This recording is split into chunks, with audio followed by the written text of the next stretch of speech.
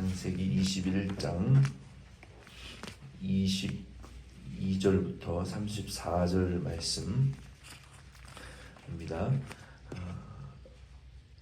22절로 30절을 같이 읽겠습니다.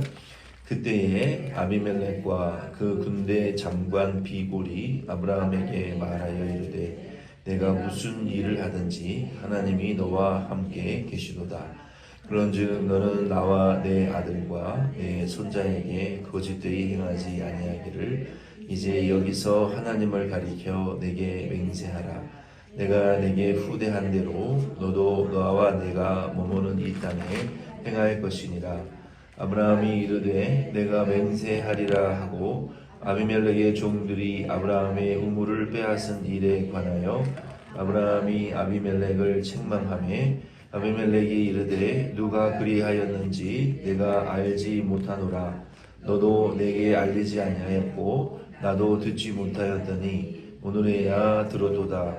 아브라함이 양과 소를 가져다가 아비멜렉에게 주고 두 사람이 서로 언약을 세우니라. 아브라함이 7 암양 새끼를 따로 놓으니 아비멜렉이 아브라함에게 이르되 이 7 암양 새끼를 따로 놓음은 어찌미냐.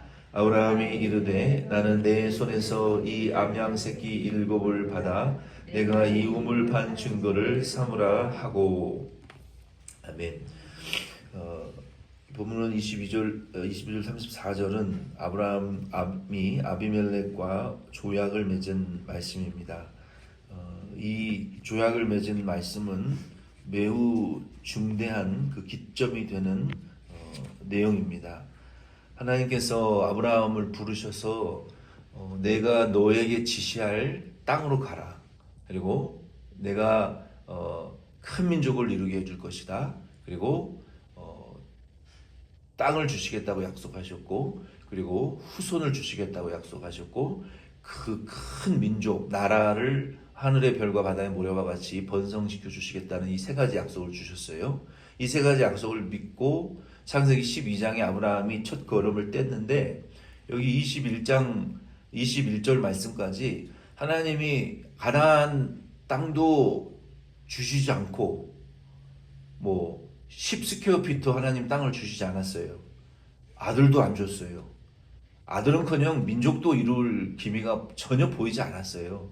경수가 끊어지고 99세 89세가 되었고 모든 희망이 완전히 그 싹이 아주 불타 없어지는 것처럼 전혀 보이지 않았어요. 근데 하나님께서 어느 날 갑자기 21장 1절로 21절 말까지 말씀해 보면은 하나님 아브라함에게 이삭을 주셨고, 이삭이 태어나서 이스마엘과 이삭이 이제는 갈라서게 하시고, 이 하갈이 이스마엘을 데리고 광야에 나가서 죽을 뻔했지만 하나님이 그 모자의 기도를 들으시고 그들에게 내가 너로 큰 민족을 이루게 해주시겠다라는 아브라함에게 주셨던 약속과 비슷한 축복을 주시고 광야에서 정착하고 살 수 있는 은혜를 하나님이 이스마엘에게도 주시고, 그리고 아브라함과 사라에게 주신 그 이삭이 태어남으로 그 첫 번째 약속이 성취되었어요.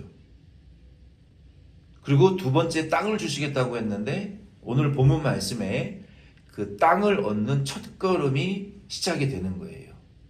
그래서 이 21장 22절 이하의 말씀은 작은 첫 걸음이지만 하나님의 약속이 이루어지는 이제 징조가 보여지기 시작하는 거예요. 첫 시작이 문이 열려지게 되는 거예요. 그래서 우리들도 하나님의 약속을 붙들고 약속이 이루어질까, 우리 교회를 향한 하나님의 뜻이 성취되어질까 전혀 기미가 보여지지 않는 것 같지만 마치 콩나물에 물을 주면 그게 처음에는 콩알이에요.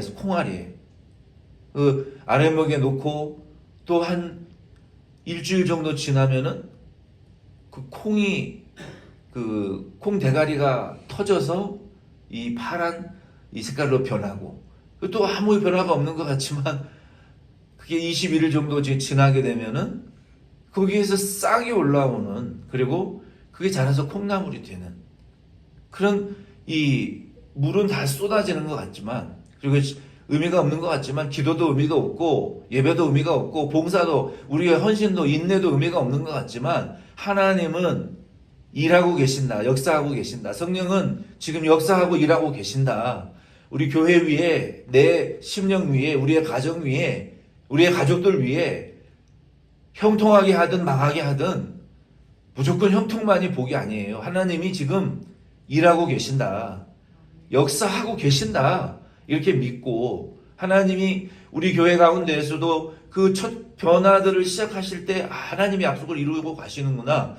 그러한 소망을 가지고 우리도 그거를 주시해서 우리가 바라봐야 돼요. 다른 거를 주시하지 말고 여기 아비멜렉이 이제 하갈과 이스마엘이 떠난 이후에 얼마 되지 않아서 아비멜렉이 어느 날 갑자기 찾아왔어요. 아비멜렉이 찾아와서 아브라함에게 무엇인가 목적이 있어서 찾아왔겠죠. 이 아비멜렉은 창세기 앞장에 보면은 18장 정도에 보면은 아비멜렉과 아브라함이 사건이 있었어요. 어떤 사건이 있었습니까?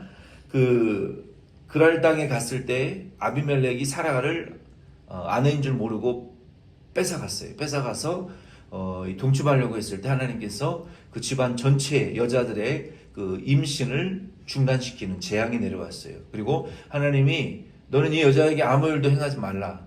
이게 아브라함의 아내인데 내가 이 아내를 돌려주고 아브라함이 너를 용서하고 축복하지 않으면 너의 집안에 더 이상 자녀가 태어나지 않을 것이다. 이러한 큰 재앙이 임했을 때 아비멜렉이 두려워 떨고 아내를 돌려보내고 아무 일도 행하지 않았고 그리고 보상을 충분한 대가를 지불하고 아내를 돌려보낸 그 사건이 있었던 사람이었어요. 이 일이 있은 후에 아비멜렉이 군대 장관 비골을 데리고 아브라함을 방문해서 축복하고 그리고 우물을 주는 그 거래를 체결했습니다.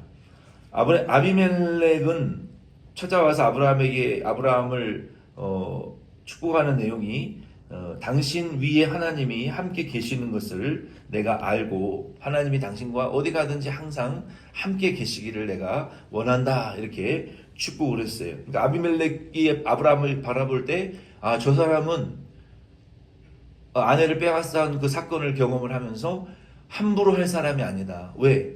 저 사람은 함부로 했다가는 저 사람 위에 함께 하시는 하나님이 내게 또 무슨 재앙을 내릴지 모르고 저 사람이 두려운 것이 아니라 저 사람과 함께 하시는 하나님이 두려워서 함부로 하지 못하는 거예요. 성도라는 것은 그런 하나님의 함께 하심이 우리의 범사 가운데에 나타나야 돼요. 믿지 않는 사람도 우리 위에 계시는 하나님이 함부로 하실 수 없도록 역사하시는 그런 하나님과 동행하는 자가 그쯤 되어야 세상 사람들도 성도에게 함부로 하지 못하는 거예요. 근데 성도 위에 하나님이 함께 하시는지 안 하시는지 그런 표시가 없으면 뭐 별거 아니네. 함부로 마음대로 해도 되네. 예수 믿는다고 했는데 예수 믿는 사람 위에 하나님이 별로 함께 계시지도 않는 것 같고 내가 함부로 해도 나에게 해를 끼치지도 않는 것 같은가 별것도 아니네. 이런 취급을 받는 성도가 되면 세상 사람들도 무시한다고요. 그래서 우리는 중요한 것은 아브라함과 같이 세상 사람들이 건드려도 하나님이 징계할 자에게는 징계하시고 건드려 봤더니 하나님이 막 역사하셔서 우리를 함부로 하지 못하게 우리와 동행하시는 그러한 하나님의 역사가 있어야 우리가 진정한 성도라고 할 수가 있죠. 근데 아브라함 위에는 아비멜렉이 감히 두려워 벌벌 떨어서 감히 함부로 하지 못할 하나님의 보호하심이 아브라함 위에 나타났던 거예요. 그래서 우리 성도도 우리 교회도 하나님이 악한 자들이 건드리지 못하는 하나님의 보호하심의 역사가 있어야 돼요. 우리가 보호하는 것이 아니라 하나님이 그래서 간섭해 주셔야 돼요. 하나님의 그 간섭과 어디를 가서 무슨 일을 하는 하나님이 동행하시는 그런 이 역사가 아브라함에게 있었던 것처럼 우리 성도에게도 그런 역사가 있어야 돼요. 아비멜렉이 지금 아브라함에게 찾아와서 너와 하나님 함께 하시는 건 내가 안다. 네가 무슨 일을 하든지 하나님이 잘되게 하시고 보호하시고 또 악한 일들은 미리 막아서 악한 자들이 우리를 속이거나 악한 일을 하지 못하도록 하나님이 너를 보호하시는 것을 내가 안다. 그래서 나도 함부로 못하고 하나님이 너와 함께 하시기를 원하는데 아브라함 너는 나랑 좀 계약을 체결하자. 어떤 계약을 체결하자고 했냐면은 하나님이 나에게도 너를 통해서 역사하셨던 것처럼 우리 후손들에게도 함부로 하지 말라. 우리 후손들도 너 보호해준다고 약속해라. 왜? 하나님이 너와 함께 하니까. 우리 후손들에게도 후손을 공격하지 않는다고 약속해라. 그렇게 먼저 이 거래를 이게 제시를 했어요. 그때 아브라함이 그때까지 기다렸던 거예요. 어떤 일이 그동안에 있었냐면은 여기 본문에 한 번만 이러한 일이 있었던 것이 아니라 아브라함이 판 우물이나 물건에 대해서 아브라함의 이제 종들이 받겠죠. 그 당시에는 고대 족장 시대 그 목양하던 시대 아닙니까? 방목을 하고 짐승을 풀어놓고 풀을 먹이고 그리고 짐승과 사람이 생명줄과 같았던 것은 우물이었어요. 우물. 그 당시에 이 유대 지역, 팔레스타인 지역에 이거 미들 에이시아의 우물은 깊이는 10m, 20m, 30m까지 깊이 파야 물이 나오는 곳이었어요. 왜? 사막이었기 때문에. 그래서 풀이 있다 할지라도 물이 없는 곳은 살 수가 없는 땅이었어요. 그래서 아브라함이 지금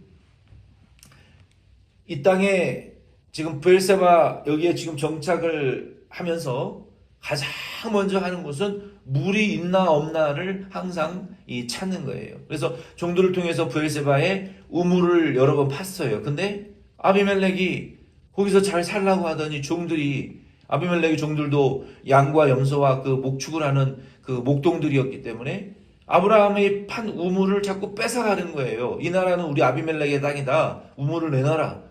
우리 양과 염소에게 우물 먹일 물을 내놔라. 자꾸 뺏어가는 거예요. 그래서 한두 번 그런 일들이 있었지만 아브라함은 굉장히 관대한 사람이었기 때문에 그냥 주라고 그랬어요. 그리고 우물을 또 새로 파버리지 논쟁하지 않았단 말이에요.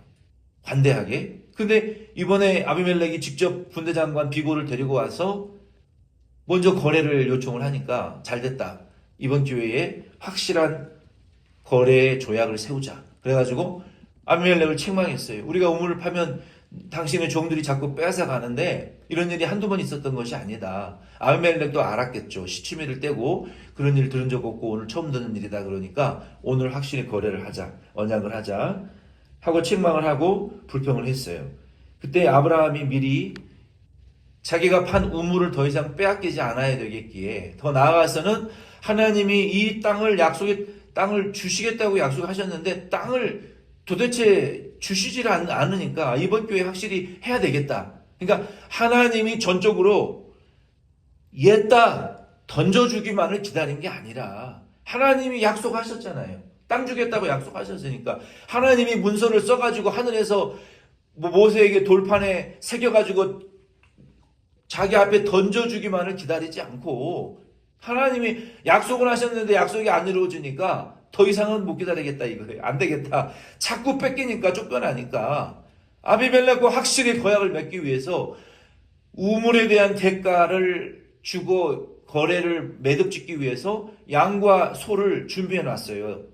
거래를 하기 위해서 언제든지 아비멜렉이 오면 거래하기 위해서 준비해 놨다가 아비멜렉이 방문했을 때 이참에 너 이제 자꾸 빼앗지 말고 확실하게 내 땅을 달라. 그리고 그 양과 염소를 양과 소를 아비멜렉에게 줬어요. 그리고 다시는 뺏는 일 없다. 우리 서로 종들이 이 시간 이후로부터는 우물 때문에 전쟁하고 싸우는 일 없고 다시는 빼앗는 일이 없게 확실하게 거래를 계약한다라고 그 소와 양을 줬어요.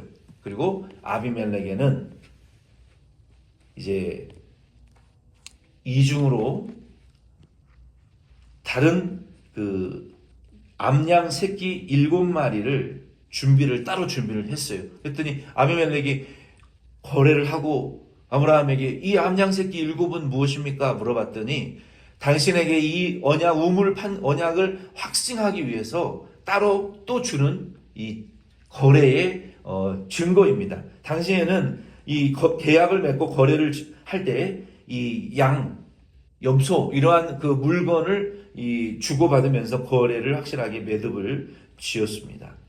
아브라함은 이와 같이 아비멜렉과 우물에 대한 거래를 확실히 이제 거래를 맺고 31절로 32절 말씀에 보면은 우리 같이 읽겠습니다. 21장 31절 32절 같이 읽습니다. 두 사람이 거기서 서로 맹세하였으므로 그곳은 브엘세바라 이름하였더라. 그들이 브엘세바에서 언약을 세우매 아비멜렉과 그 군대 장관 비볼은 떠나 블레셋 사람의 땅으로 돌아갔고. 아멘. 아브라함이 그곳에서 확실한 이 거래, 우물을 얻은, 그러니까 작은 그 지역의 땅을 샀다라는 어떤 그 증거를 소유했을 뿐만 아니라 하나님이 땅 주시겠다고 약속하셨으니까 그 땅을 어떻게든 내 노력으로 우물을 팠잖아요. 종들을 통해서 고생을 많이 하고 팠어요. 그리고 여러 차례 빼앗겼지만 또 파고 또 파서 이제는 더 이상은 빼앗길 수 없다. 자꾸 쫓겨날 수는 없으니까 하나님의 약속이 있다면 우리가 노력을 해서 작은 발걸음이라도 떼어야 되겠다. 하나님의 약속이 왜? 하나님의 이삭을 주리라고 상상하지 못했던 약속이 이삭이 이루어져 버리니까 하나님이 일하고 계셨고 지금 역사하고 계시고 우리를 통해서 이제는 큰 민족을 이루겠다 하셨으면 그 다음은 뭐예요? 땅이 있어야 정착을 할 거 아니에요. 땅이. 약속을 하셨으니까 우리는 그 약속이 하나는 이루어졌으면 셋 중에 두 번째 약속을 이루기 위해서 우리가 조그마한 발걸음이라도 믿음의 노력을 해야 될 거 아니에요. 땅을 사야 될 거 아니에요. 그래서 부동산 투기의 원조는 아브라함이다. 땅 샀잖아요. 땅. 아브라함도 땅 샀잖아요. 하나님 약속을 이루어드리기 위해서. 아브라함도 했으니까 우리도 약속 이루어드리기 위해서 못할 일이 뭐가 있어요? 우리도 땅도 사고 뭣도 사고 다 할 수 있는 거예요. 하나님의 약속을 이루어드리기 위해서는. 왜? 부동산 투기의 원조는 아브라함이란 말이에요. 아브라함도 땅부터 샀잖아요. 하나님의 약속이 자식이 태어났으면 정착할 땅과 집이 있어야 될 거 아니에요. 우리 교회도 하나님의 복음을 맡겼으면 1달란트면 2달란트, 2달란트면 4달란트, 5달란트면 10달란트, 무조건 교회는 2배, 배가가 돼야 되는 것을 여러분 믿으시길 바랍니다. 배가 돼야 되는 거예요. 물질적으로, 숫자적으로 무조건. 우리 교회도 이 숫자에서 2026년에는 2배로 부흥되어 있어야 되는 거예요. 숫자적으로. 아브라함이 하나님 노력을 했잖아요. 약속하셨으니까. 그래서 이 31절 32절 말씀은 굉장히 중대한 성취예요. 작은 성취였지만 하나님이 땅 주시겠다고 약속하신 그 말씀에 그 언약의 위에 아브라함의 첫걸음이 우물을 산 것이 하나님이 땅 주시겠다고는 그 약속의 첫걸음의 성취가 여기 지금 시작되는 거예요. 이 놀라운 지금 전환점이라는 거예요. 그리고 그 땅의 이름을 브엘세바라고 이름을 지었어요. 브엘세바는 우리가 수요일 날 들었죠? 무슨 의미입니까? 맹세의 우물. 7개의 우물. 우물인데 7개 우물이라는 7개. 그리고 거기에서 맹세를 했다. 하나님의 약속을 이루기 위해서 땅 주시겠다는 약속이 이제 시작이 되었다. 브엘세바. 맹세의 우물이다. 아주 그러한 그 중대한 이름을 짓고 여기 하나님의 7 우물이 있는 곳이다. 7은 하나님의 완전수를 가리키는 거예요. 하나님의 완전한 약속이 이제 성취되는 첫걸음이 시작됐다. 문이 열렸다. 우리 교회도 하나님의 약속이 덴버시원 장로 교회를 향하신 그 약속의 문이 열려지게 해달라고 기도하셔야 돼요. 바울이 전도의 문이 열리게 해달라고 기도하라. 공효의 문이 열리게 해달라고 기도하라. 이 복음의 문이 열리게 해달라고 기도하라고 중보기도 부탁을 얼마나 많이 했습니까? 우리 덴버시원 장로 교회를 통한 복음 전도의 문이 열려지게 해달라고, 문이 열리게 해달라고 우리가 자꾸 기도해야 되는 거예요. 우리 교회에 아름다운 소문이, 공효의 문이, 좋은 소문이 퍼지는 문이 열리게 해 주시옵소서. 좋은 소문이 나야 돼요. 덴버시원 장로 교회 좋은 교회다. 복음이 있는 교회다. 천국의 문이 열려져 있는 교회다. 하늘의 문이 열려져 있는 교회다. 이러한 문들이 열려져 있는 교회라고 소문이 자꾸 나야 되는 거예요. 좋은 소문, 좋은 광고 자꾸 선전해야 되는 거예요.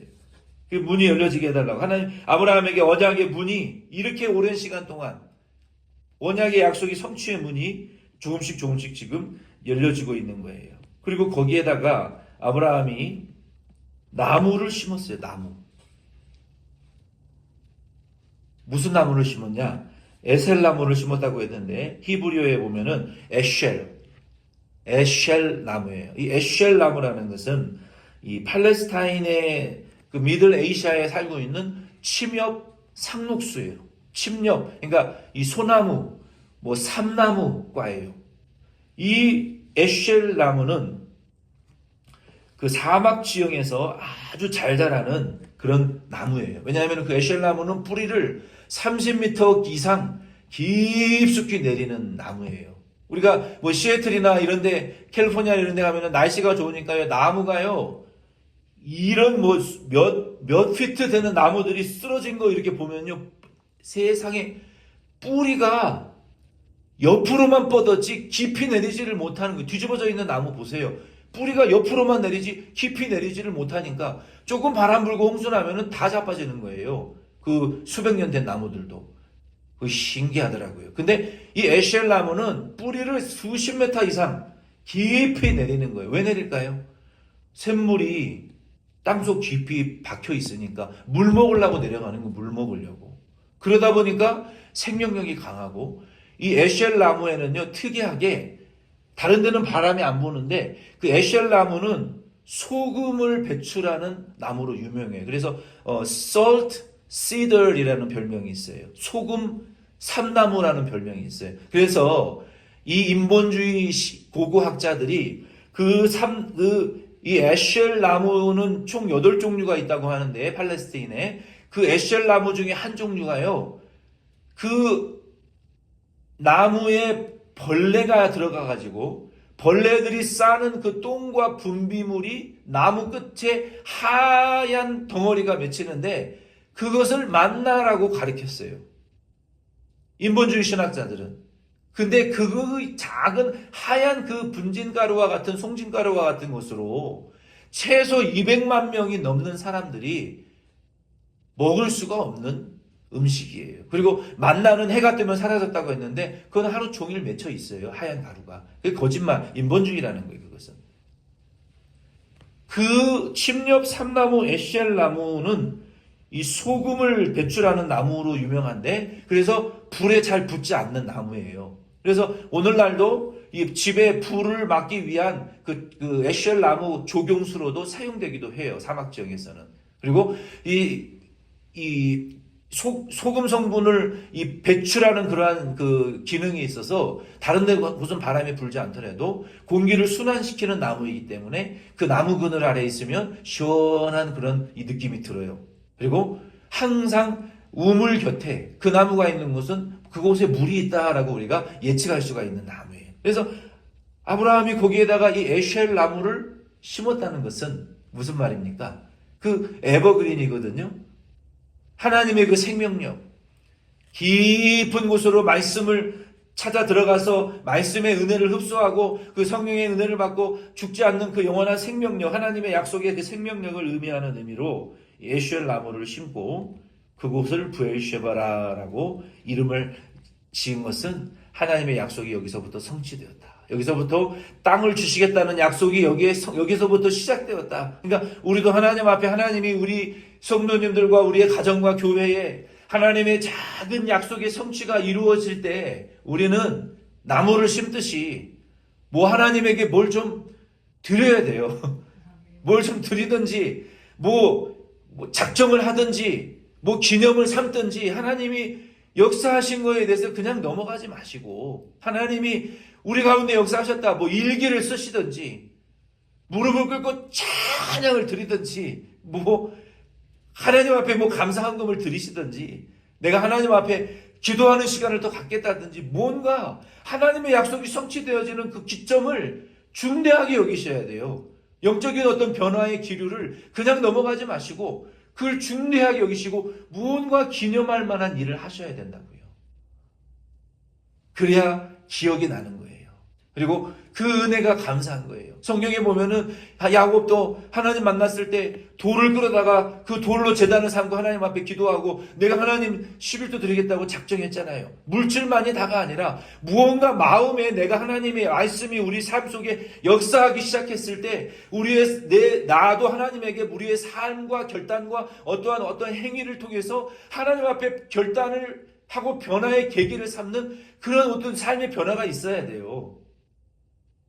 잔치를 벌린다든지 무슨 돌을 세워놓고 하나님 앞에 뭘 한다든지 무엇인가가 어떤 기념비적인 그런 변화가 우리 가운데 있어야 돼요. 아브라함은 그래서 하나님의 그 약속이 이루어진 것을 기념하고 에셀나무를 심고 브에르세바라는 이름을 짓고 거기에서 새로운 출발을 했어요. 그리고 33절로 34절 말씀 우리 마지막으로 같이 읽고 마치겠습니다. 아브라함은 브에르세바에 에셀나무를 심고 거기서 영원하신 여호와의 이름을 불렀으며 그가 블레셋 사람의 땅에서 여러 날을 지냈더라. 여기 아브라함이 드디어 다시 하나님의 이름을 불렀다라고 성경은 기록하고 있어요. 아브라함이 하나님의 이름을 부른 기록은요, 하나님으로부터 부름을 받고 베델이라는 동쪽 산에서 여호와의 이름을 부르고 제단을 쌓았더라라고 창세기 12장 8절에 말씀하셨고요. 그가 창세기 13장 4절에도 여호와의 이름을 불렀더라라고 기록을 하고 있고 13장 8절에도 헤브론 상수리 숲을 나무에 이르러서 여호와를 위하여 제단을 쌓고 여호와의 이름을 불렀더라라고 말하고 있고 본문 말씀에 네 번째로 여호와의 이름을 불렀더라. 네 번뿐이었겠어요? 중대한 사건이 있을 때마다 여호와의 이름을 부르고 제단을 쌓았더라라고 성경이 기록하는 것은 우리 성도들도 중대한 일들이 있을 때마다 어디에 가든지 하나님의 약속이 이루어지고 우리에게 은혜를 주실 때에 그냥 잊어버리지 말고 룰루랄라 잊어버리지 마시고 여호와의 이름을 영원하신 여호와의 이름을 부르시고 여호와께 제단을 쌓으시는 저와 여러분 꼭 될 수 있기를 바랍니다. 그리고 입술로 이거 여호와가 하셨다. 그리고 물질로 여호와가 하신 일에 감사합니다라고 반드시 표시하셔야 돼요. 아멘이십니까? 그렇게 살아야 하나님의 영광을 받으시는 거예요. 그것을 통해서 하나님 또 축복하시는 거예요. 그냥 대충 넘어가면 안 돼요. 하나님이 하신 일에 대해서 기념비적인 고백을 하시고 신앙의 고백을 드리시고 하나님의 교회에 예물을 드리시고 하나님에게 영광과 감사를 나누시고 우리에게 복, 옥토 주셨음을 약속을 이루어 주셨음을 함께 은혜를 나누며 축하해야 우리 안에 그 은혜가 흘러넘치는 거예요. 우리도 고난주간에 왜 예수님의 고난을 우리가 기념합니까? 부활주일에 왜 하나님께 예배드리고 축하하고 예물을 드립니까? 하나님의 은혜를 우리가 함께 나누자는 거 아니에요. 그래서 우리는 이 아브라함이 하나님의 이름을 불렀다라고 했던 것처럼 우리의 삶에 하나님의 역사하시고 당신의 약속이 이루어질 때 첫걸음이 시작될 때 우리는 그것을 절대로 빼앗기지 말고 약속 위에 우리의 믿음의 모험적인 발걸음을 우리가 떼야 되는 거예요. 그래야 약속이 이루어지는 거예요. 성취하고 우리가 얻어야 되고 침노하고 우리가 획득하고 내 것을 뺏기지 말아야 되는 거예요. 그리고 그걸 잘 보존해서 성취된 일에 대하여 하나님에게 기념하고 하나님께 영광과 감사를 돌려드려야 된다라는 말이에요.